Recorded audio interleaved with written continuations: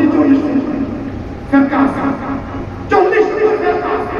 আমাদের কিছু ভাই আপনারা আমাদের দরবার শরীফের গ্রুপে আজহারি কিন্তু আরেকজন আছে, আমাদের আহলে সুন্নাত ওয়াল জামাতের একজন আজহারি আছে, আছে কিনা?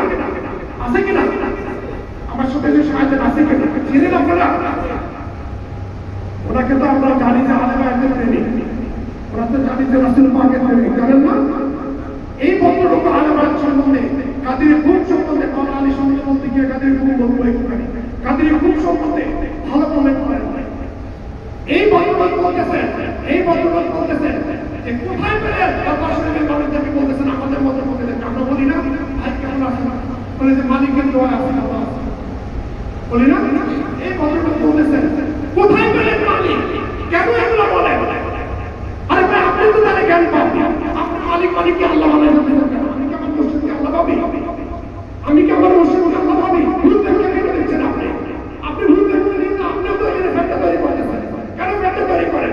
আমি কি আমার মুর্শিদকে, আমার গোলামায়ের মুর্শিদ যারা আছে, আমরা আলাদা রাসূলকে আমরা কি আল্লাহ মানি? আমার রাসূলকে কি আমার সাহাবীরা আগে আল্লাহ মানতেন? আমরা কি রাসূলকে আল্লাহ মানি? আমরা কি মাওলানা আলী মুর্শিদকে আল্লাহ মানি? আপনি কেন ব্যাখ্যা দিচ্ছেন? ওই মোল্লা মুন্সি কাউকে বিশ্বাস করেন না। দরবার শরীফ মুর্শিদ আল্লাহ মুর্শিদ যা বলে সেটাই আপনি বলেন, আর কিছু লাগবে না, আর কিছু লাগবে না। ইয়া রাসূলুল্লাহ, ইয়া আলী, ইয়া আলী, জিন্দাবাদ জিন্দাবাদ, ইয়া হুসাইন। আমি আমার ব্যাগ করি, তখন জুলকায়সারের মতো জুলকায়সার গোষ্ঠী এই দুনিয়াতে আছে কি নাই?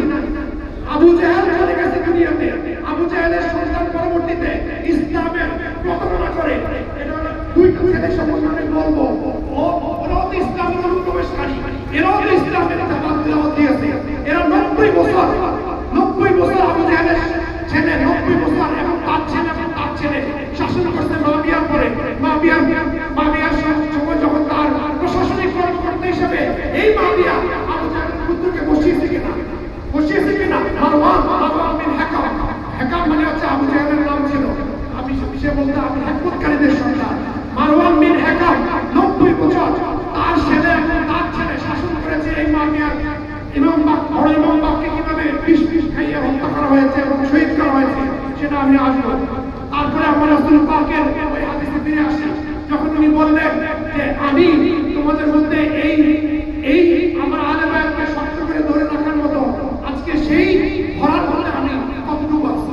যেখানে ফিরে আসি বাগে ফিদা, তখন যুদ্ধের পরে সব গরিবদের মাল আসতো তখনই, কিন্তু বাগে ফিদা এই খেজুরের বাগানটা এক ইহুদি সে ইসলাম গ্রহণ করে রাসূল পাককে দান করেছে, আলাদাভাবে দান করেছে। আমি এটা কিন্তু গভীর মনোযোগ দিয়ে শুনেন, ভুলভাবে কোনোভাবে যেন না যায়।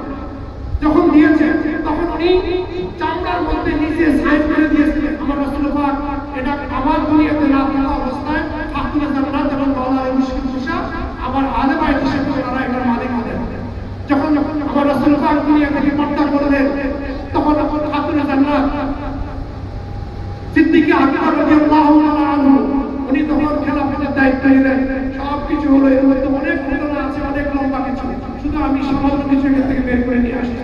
তখন উনি যখন বললেন